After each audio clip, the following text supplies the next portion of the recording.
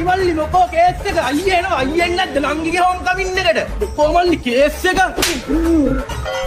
ඒ බල්ලෝ මට ගැහුවේ ගාන්න නෙමෙයි මරන්න වටින්නේ කොහොමද කිව්වේ පිරිසිදුයි කිව්වා මැස්සෙක්වත් වාලා නෑ කිව්වා මලක් වගේ බලාගත්ත කිව්වේ නේ ඒකනේ බං ලැජ්ජ නැද්ද බං බොරු කියලා ගෑනු දෙන්න මූ අයින්ස කොල්ලෙක් යකෝ මේ උඹේ අයියා උඹේ අක්කා ගැන මේ කතාව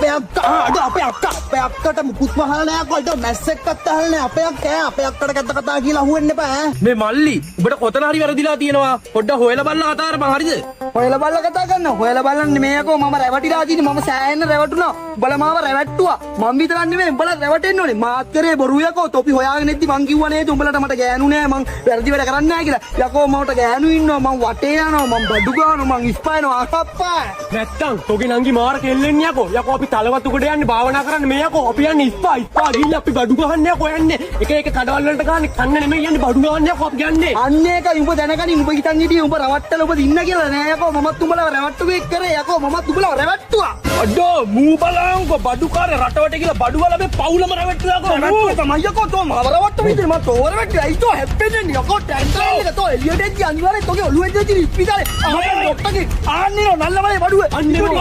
බඩුව නංගි මොකද්ද මේ කියන කතාව ඇත්තද මේ ඔව් අයියා ඇත්ත අයියේ අක්කා අපේ මුනි දෙලි ගාලා ඉවරයි අයියේ